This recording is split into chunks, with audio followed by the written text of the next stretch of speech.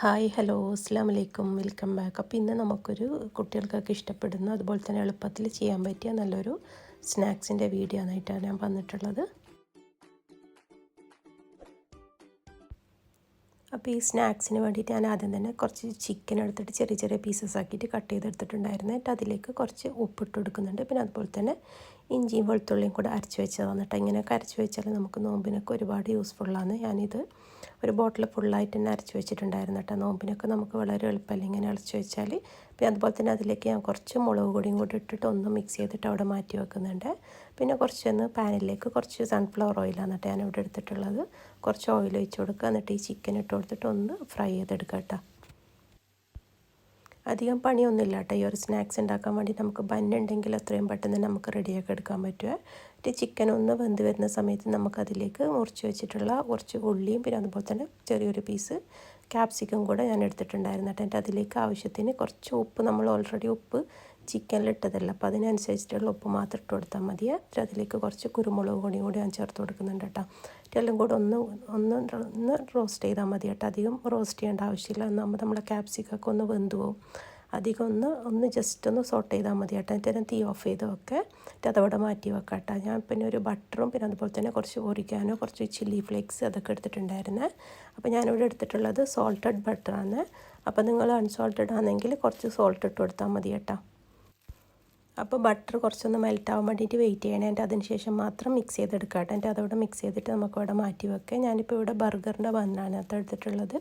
അപ്പോൾ പന്നി ഞാൻ ഇതുപോലെ എടുത്തിട്ട് ഓൾറെഡി ഇതുപോലെ സ്ലൈസ് ചെയ്തിട്ടുണ്ടാവുമല്ലോ. അപ്പം സ്ലൈസ് ചെയ്തിട്ടില്ലെങ്കിൽ ഇതുപോലെ 2 സ്ലൈസസ് ആക്കിയിട്ട് വെച്ച് കൊടുക്കുക കേട്ടോ. എല്ലാം ഇതുപോലെ പരത്തി കൊടുക്കുക. അപ്പോൾ നമുക്ക് വളരെ പെട്ടെന്ന് തന്നെ ഉണ്ടാക്കിയെടുക്കാൻ പറ്റി. അതുപോലെ തന്നെ നല്ല ടേസ്റ്റുള്ള നല്ലൊരു സ്നാക്സിൻ്റെ വീഡിയോ ആണ് കേട്ടോ. അപ്പോൾ എല്ലാവരും ഒന്ന് ഉണ്ടാക്കി നോക്കേ. അപ്പോൾ ഞാൻ ബന്നിൻ്റെ ആ ഒരു സെൻറ്ററിൽ ഒരു ഗ്ലാസ് വെച്ചിട്ട് ഇതുപോലെ ഒന്ന് ജസ്റ്റ് ഒന്ന് കുത്തി കൊടുക്കുന്നുണ്ട് കേട്ടോ. അപ്പോൾ അതൊന്ന് താഴോട്ടേക്ക് പോയിക്കോളും. അപ്പോൾ നമുക്കിതൊന്ന് അതിൻ്റെ അകത്തേക്കാണ് നമുക്ക് ഈ ഫില്ലിംഗ് ഒക്കെ വെച്ച് കൊടുക്കാനുള്ളത്. അപ്പോൾ ഞാൻ ബാക്കിയുള്ളതൊക്കെ ഇതുപോലെ ഒന്ന് കുത്തി കൊടുക്കുന്നുണ്ട് ഗ്ലാസ് വെച്ചിട്ട്.